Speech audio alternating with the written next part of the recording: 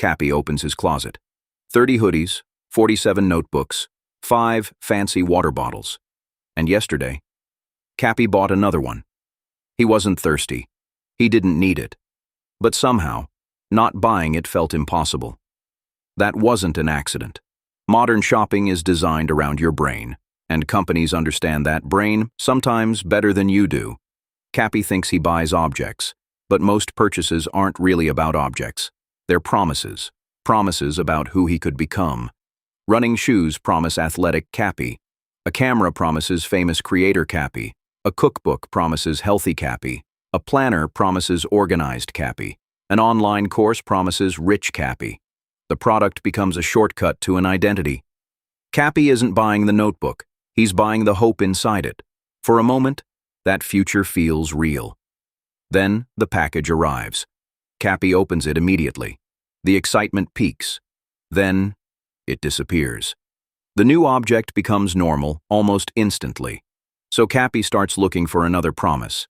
This is the anticipation trap. Your brain doesn't release the most dopamine when you own something. It releases it when you're about to get it.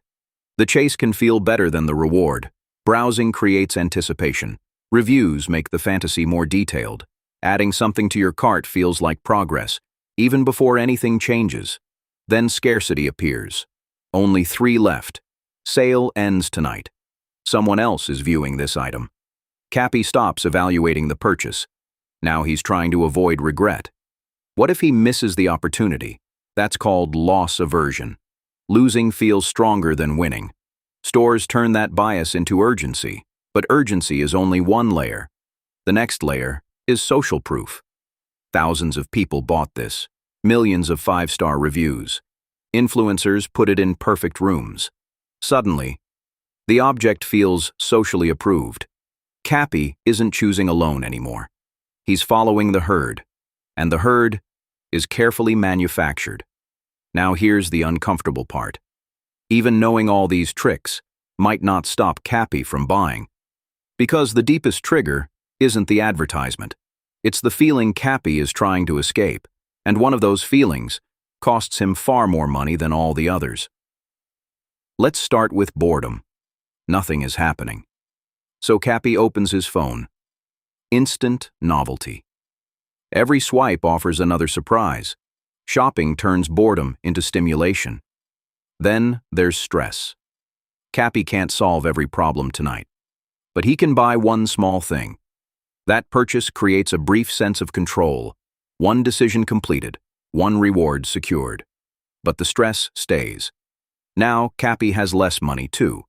Then comes sadness. Shopping creates a quick emotional lift.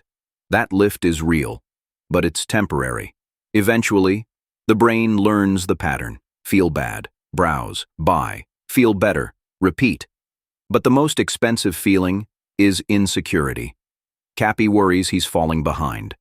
Everyone looks richer, more productive, more attractive, more successful. So Capy buys evidence that he belongs. The right phone, the right shoes, the right desk setup, the right lifestyle. Every purchase quietly says, "Look, I'm doing fine." But comparison has no finish line. There's always someone with more. Every identity has another upgrade. The phone needs a case. The case needs a charger. The charger needs a better desk. The desk needs better lighting. The lighting needs a camera. The camera needs a microphone. A simple purchase becomes an entire system. And that system keeps consuming money. That's when your possessions begin owning you. Every object needs storage, cleaning, charging, maintenance, replacement parts, and attention. The purchase price was only the entrance fee. The real cost begins afterward. Your home becomes fuller, your savings become smaller, and your mind becomes noisier. So how does Capy escape? Not by becoming a perfect minimalist, and not by never enjoying money. The goal isn't deprivation. The goal is distance. Distance between emotion and action. Capy creates a 72-hour rule.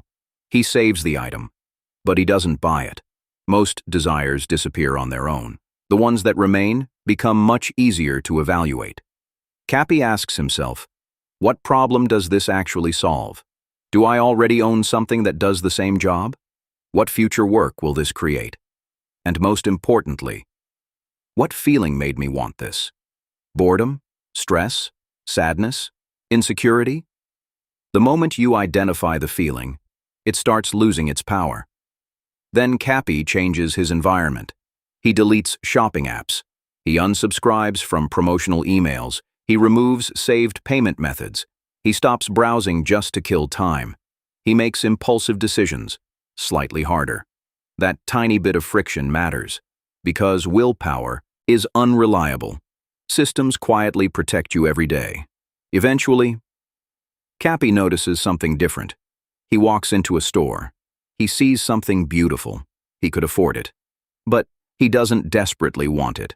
The advertisement loses its grip. The urgency feels fake. The identity promise becomes obvious. And walking away feels better than buying. That's real luxury. Not owning everything, but needing less. Every unnecessary purchase borrows from tomorrow. It trades future freedom for temporary relief. Sometimes that's worth it. Most of the time, it isn't. The goal isn't to stop buying things. The goal is making sure you're the one making the decision, not your emotions, not the algorithm, and not the companies spending billions learning how your brain works. Freedom begins with a pause, one breath, one honest question. Do I actually need this object, or do I need a different feeling? The moment Capy learned the difference, everything changed. His home became lighter, his savings started growing, his mind became quieter, and the things he did buy finally mattered. Because now, Capy was making the decision, not the feeling, not the algorithm, not the marketers. Capy didn't become poorer by wanting less. He became harder to control, and that might be the richest thing anyone can own. Stay tuned for next videos. This is a YouTube channel that's just getting started, so leave a comment to support Capy and his journey.